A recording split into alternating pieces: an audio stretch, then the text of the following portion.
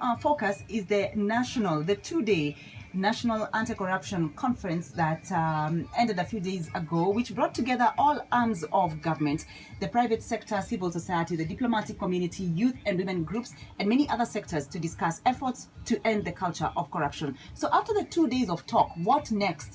Will the National Anti-Corruption Conference have any impact on the war on corruption, or will it be remembered as just another talking shop? We are discussing the resolutions of the conference and the way forward, and our guest this morning is Stella Agara, who is the Africa Union Youth Anti-Corruption Ambassador and representative of the women's sector in the multi-sectoral initiative against corruption, and she was also a speaker at the conference. So Stella, you can see that there's mixed reactions to the conference.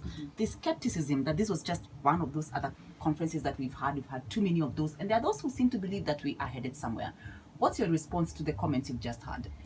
That we all must do what we need to do to deal with the fight against corruption and contribute to the fight against corruption.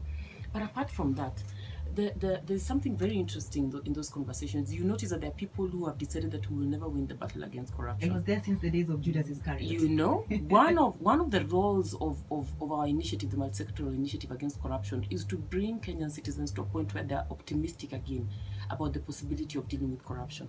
I would like to tell the person who commented that we cannot fight corruption that there are countries that have actually been able to surmount corruption and reduce it to almost zero.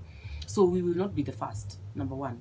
And it is possible if we all commit ourselves. When some of us are thinking it will never go away, we probably are going to, I mean, the moment your mindset is that it will never go away, there's a likelihood that you're then going to be engaging in activities that will promote it. But if you deliberately set out to ensure that you are doing everything to fight against corruption, then you will create a space where you will not tolerate anything that is going to allow or predispose people to engage in corruption. I feel like this conference is being misconstrued by very many people to be one of the other conferences that we have had in the past. And like I told you, in this conference, we did not have speeches except Mr. President and the former Prime Minister. Everyone else who spoke was not making a speech. They were actually responding to demands from the citizens on what we want to see happening. Demands that arose from conversations that happened in consultations that we did in the different sectors, and then eventually we came back with demands to the government on what we want them to do to support us in fighting corruption. Can you explain why surveys show that the youth themselves are quite happy to partake of the proceeds of corruption? It's a good thing you brought this up, because you may also be aware of a report by the Aga Khan Foundation that provided data that young people, up to 73% of young people, said they would be willing to get rich quick and engage in corruption to get rich quick. Yes. But the reason why young people actually want to engage in corruption to get rich quick is because the mechanisms for hard work in this country are no longer held and upheld as the way to get rich. Entrepreneurs are making it big. They are celebrated. You see them on national TV. They're invited for all kinds of public functions, and it's beginning to look like if you are able to rob the system, you become, the glory of the state. The reason why young people are proud to engage in corruption is because they believe they can get away with it.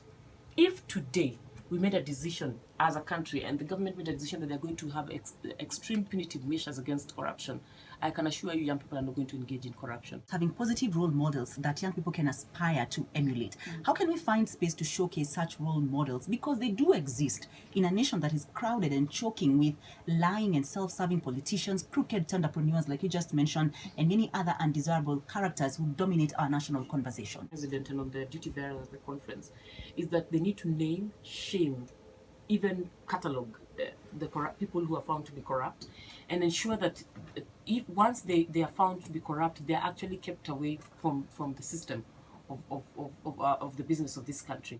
Children and young people to be modeling themselves around those people. We need new role models in Kenya. We actually, I'm not saying we need new role models. I'm saying we have role models, but we do not prop up the right role models.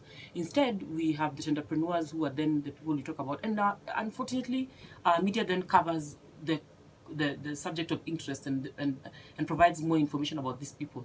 You find them profiling people who have actually gotten to where they've gotten to via corruption or via conning people or via robbing the public coffers. So we agreed, even with the media sector, that they are going to begin profiling role models. The president actually did acknowledge a number of people in the conference. He acknowledged the was it the volleyball team that managed to go for games and came back and brought back 500,000 Kenya shillings of money that they did not spend in the conference. The reason why they're being hailed is because nobody in this country ever brings back money out of their per diems. You know, it's a shame that we are at a place where, you know, that is supposed to be a surprise. That should be the standard. So because that has happened and the president has begun hailing that kind of people, I think it is going to provide a platform where we begin admiring the right people. We begin focusing our attention on the right people. We should be celebrating politicians who manage to get through their term without stealing money out of public coffers, without having issues with the Auditor General concerning their expenditures. We should be able to start looking at parents who have raised children of integrity. We should be able to begin talking about those people who are doing a good job and stop talking about the people who have managed to make a lot of money out of entrepreneurship and are now riding the biggest car or, you know, being propped by the most beautiful slay queen or whatever it is. I mean, I think we need to raise the standard for mentorship and modeling in this country. And that is the women in the multi-sectoral initiative against corruption. Women transform societies, yet that front row VIP row at the conference was packed with men. In your view, how can the voices of women be more vocal and how can they be prominent in this fight against corruption? Is to push for the enforcement of the two-thirds gender principle in our constitution. And there are people in the audience who felt that maybe our feedback had little to do with corruption.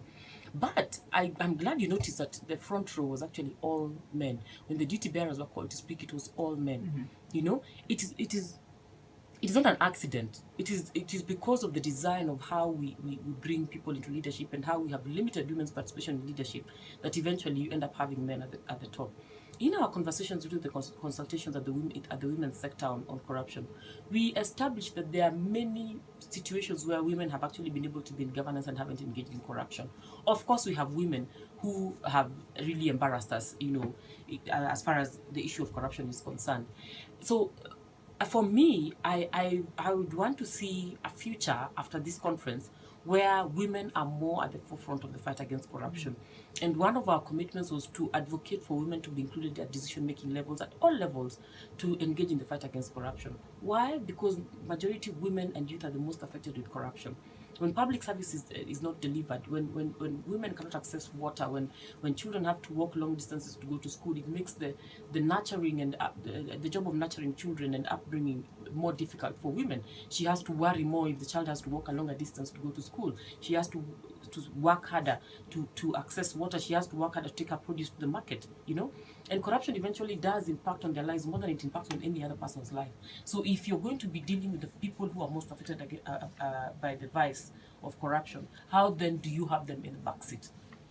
That even if an opportunity presented itself to bring women to the fore, there wouldn't be enough women to fill up those seats.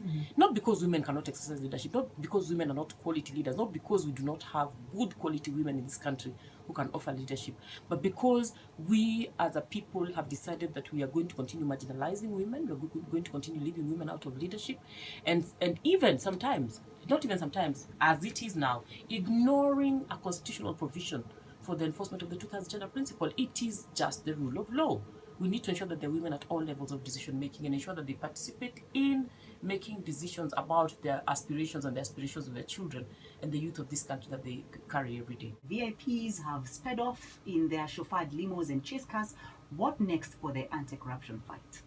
This space where there are no cameras is a space I enjoy operating in when it comes to matters of corruption, especially because the limelight just creates enemies and lots of counter forces fighting the efforts to end corruption.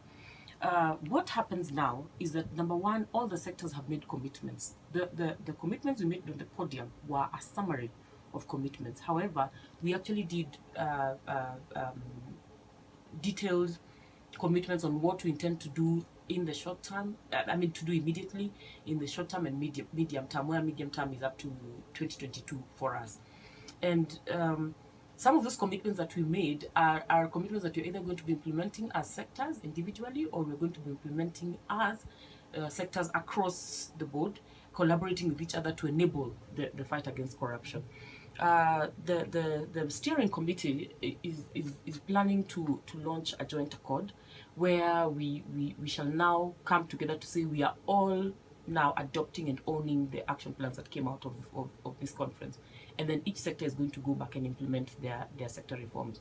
The other thing is that we are also going to be developing an advocacy plan which we are going to be using to follow up some of the commitments made by the duty bearers that we invited. We put them to task on very specific issues, asking the CJ to ensure that the cases in the courts run for a maximum of 6 months. Any corruption cases should not take longer than that. I mean, if we are to fight corruption, we must make sure that they're not staying there for that long. So we expect the duty bearers to begin taking action on some of the commitments they made, and we shall hold them accountable.